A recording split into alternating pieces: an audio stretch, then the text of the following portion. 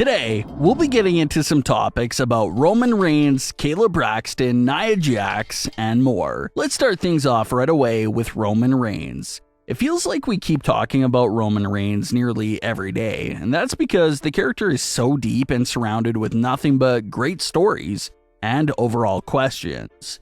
There's a lot of great champions and talents in WWE right now, but when it comes to quality of storytelling and the depth there in that department, no one is really coming close to Roman Reigns right now. His story is like its own feature film that has all these sub-stories and side characters rotating around him.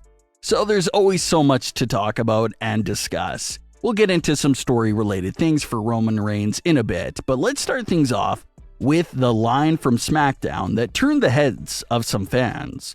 Roman Reigns had this to say during Smackdown, quote, "Head of the table, I'm your tribal chief, and I'm the greatest of all time. And when my days are done around here, which could be sooner than later, the whole world will acknowledge me." End quote. So it was a quick line, a handful of words, but if you blinked, you probably missed it. What Roman said there in the middle of his catchphrase seemed to be a reference to leaving WWE. He said that his days being done in WWE could be much sooner rather than later, and that when he does leave, the whole world will acknowledge him, and it won't be just the WWE universe anymore. Everyone will be witness to Roman Reigns. So everyone is automatically assuming that Roman will eventually leave WWE down the line and have massive success in Hollywood. That's obvious, but the shocking part about Roman's line was him basically saying, "Hey, I'm gonna leave much sooner than you think." So that quick little line there, even though it may not be fully serious, definitely still got some discussion going amongst the fans, with everyone trying to figure out if Roman is truly prepping on leaving. Well, taking the history of guys like The Rock and John Cena into consideration, those type of stars all started to leave for Hollywood in their mid to late 30s. Roman Reigns will be 37 in 2022, so technically speaking, yes. He sort of entered that time period where we have usually seen other full-time stars slowly become part-timers and leave for Hollywood.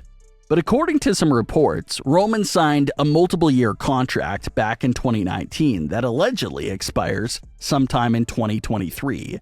The contract situation in WWE is a bit difficult because WWE doesn't come out and announce how long someone has signed with them for. So it's hard to get a solid answer about the expiration of someone's contract.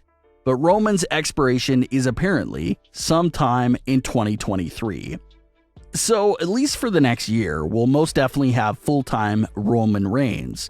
But after 2023, it's a realistic possibility that Roman's new contract may look different by then. Maybe a slightly lighter schedule. Maybe he starts taking on a bit more outside projects. There's no telling what he may be up to in 2023. But considering his growing star power and how he continues to shine as a performer, you just have to assume that there's going to be some big opportunities for him out there.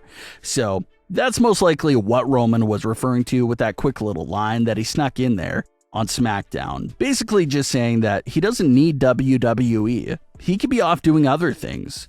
They're the ones that truly need him. And sure, the character is a cocky, self-centered heel, but he's speaking truth. He's WWE's biggest full-time attraction right now, and a lot of Smackdown stories all revolve around him. If you want to argue about main focal points of WWE right now, Roman Reigns is most likely going to lead in that discussion. So when it comes to all that and him saying that he doesn't need to be here, that he's beat everyone already, it's hard to argue with the character as he now approaches 500 days as champion. So whether he's leaving eventually or not, point is that he's here right now and has a lot to deal with. He claims that he's beat everyone and there's no one left, but he technically has 4 challengers on the horizon. Those 4 individuals being Sami Zayn, who won the Battle Royal to earn a spot, so no one can take that away from him. Brock Lesnar, who's on his way back and has a score to settle with Roman Reigns. Tons of unfinished business there. Jeff Hardy, who yes, technically lost the Battle Royal, but in a very unjust way that may have some fans looking at him as the true contender for Roman. And then of course, Drew McIntyre, who already had some drama and conflict building there from being left out of the Battle Royal match. Like we mentioned in the last discussion, was Drew left out upon the request of Roman Reigns? It's a possibility, and if that's the case, that could start the argument that Roman is a bit fearful of Drew, views him as a threat. So we'll see how Roman is able to balance all these potential foes that are around him right now. Now let's get into the Kayla Braxton and Paul Heyman storyline, because we can now look at it as being a successful side story that had a massive payoff. Kayla became a pain to Paul Heyman, always sneaking around and catching Heyman in some pretty suspicious acts and moments as she continued to try and grab some exclusive information on Brock Lesnar. Heyman never budged, but after Kayla started the rumor that her sources told her Brock Lesnar's suspension was lifted, she was confronted by Heyman and Roman Reigns.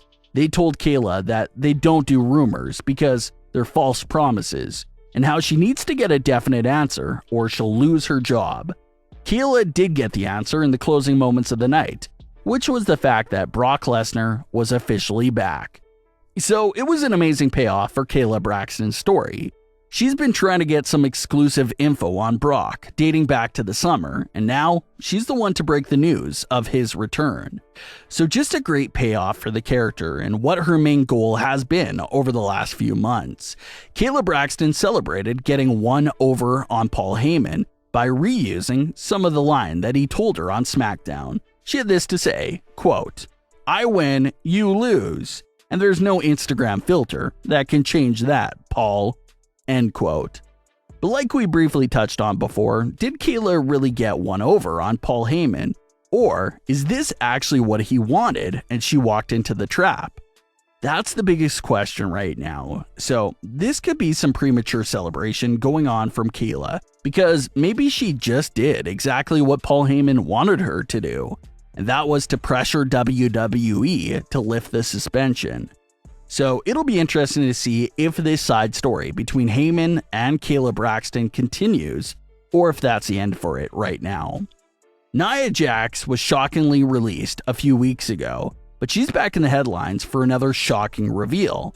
According to Nia, chances of her ever wrestling again are very unlikely. She had this to say on Twitter, quote, "Newsflash, Lena is my real name. It's not another ring name, it's just my name. The name given to me at birth. Calm down, trolls. In all fairness, opponent Crippler would be a solid front runner if I ever decide to wrestle again, but it's highly unlikely." End quote. Nia had to tweet this out because of all the dirt sheets and wrestling sites that were labeling Nia's real name as her new ring name. So she had to put it out there that it's not her new ring name and she'll never really wrestle again. So looks like there won't be any speculation on where her next landing spot will be at, because it sounds like she's fully done with wrestling. But what are your thoughts on today's stories? Leave your comments, don't forget to subscribe, and leave a like if you enjoyed. Thanks for watching, guys.